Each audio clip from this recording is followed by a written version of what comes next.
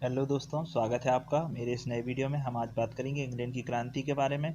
तो इंग्लैंड की जो क्रांति है 1688 में सबसे पहले इंग्लैंड से ही शुरुआत हुई थी। इसके बाद ये जो क्रांति का सफ़र है सभी देशों में फैल गया।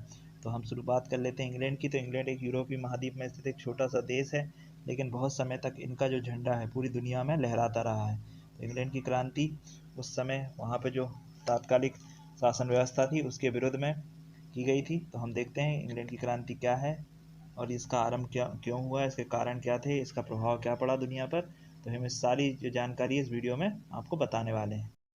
इंग्लैंड में 1688 में तात्कालिक राजा जेम्स द्वितीय, वहाँ पे जेम्स द्वितीय का शासन था। वो एक निरंकुश था, स्वैच्छाचारी शासक था और कैथोलिक धर्म को लोगों पर थोपना चाहता था। इसलिए वहाँ इंग्लैंड के लोगों ने राजा के विरुद्ध क्रांति को अंजाम दिया। क्योंकि इस क्रांति में बिना रक्तपात और बिना किसी प्रकार के हिंसा के इंग्लैंड में सत्ता का परिवर्तन हो गया, इसलिए इसे रक्तहीन क्रांति कहा जाता है, या इसे इंग्लैंड की गौरवपूर्ण क्रांति भी कहा जाता है।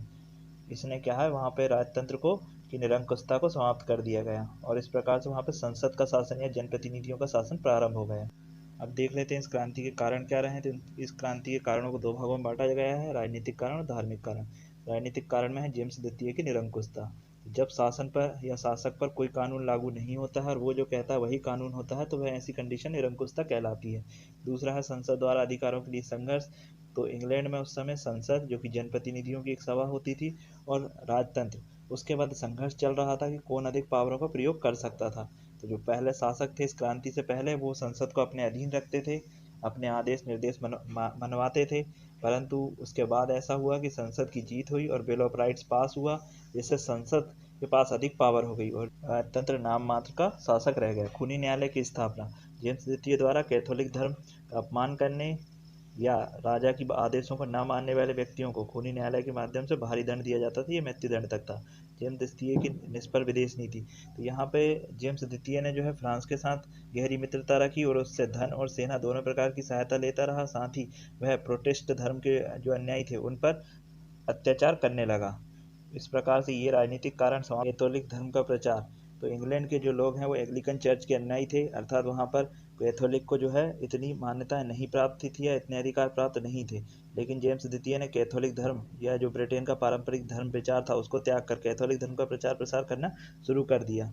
टेस्ट अधिनियम को स्थगित करना। टेस्ट अधिनियम के अंतर्गत ये था कि इंग्लैंड में कोई भी कैथोलिक जो व्यक्ति है वो विभिन्न प्रकार के सरकारी पदों पर नहीं जा सकता है। लेकिन इस अधिनियम के स्थगित होने से कैथोलिकों को विभिन्न पदों पर जो है वहाँ पर नियुक्त किया जाने लगा, जिससे बहुत सारे इंग्लैंड के जो लोग हैं वो राजा के विरुद्ध हो गए। विश्वविद्यालयों में हस्तक्षेप। तो विश्वविद्यालयों में भी यही था कि कैथोलिक के धर्म के जो लोग हैं या कैथोलिक धर्म से संबंधित किसी प्रकार की शिक्षा विद्यालयों में प्रदान नहीं की जाती थी, जो बाद में प्रारंभ हो गई। इसके बाद है धार्मिक अनुग्रह की घोषणा। तो कैथोलिक धर्म के प्रचार प्रसार के लिए जेम्स द्वितीय ने जो है बहुत अधिक आर्थिक सहायता प्रदान करना प्रारंभ कर दिया।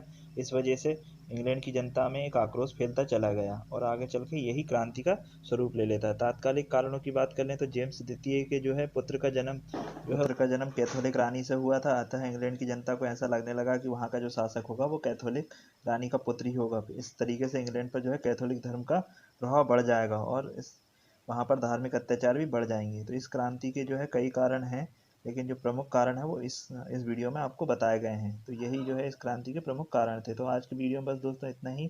हम आपको नेक्स्ट वीडियो में। अगर ये वीडियो आपको पसंद आया तो इसे लाइक करना ना भूलें। अगर आप चैनल पर पहली बार आए हैं तो मेरे चैनल को भी सब्सक्राइब कर दें।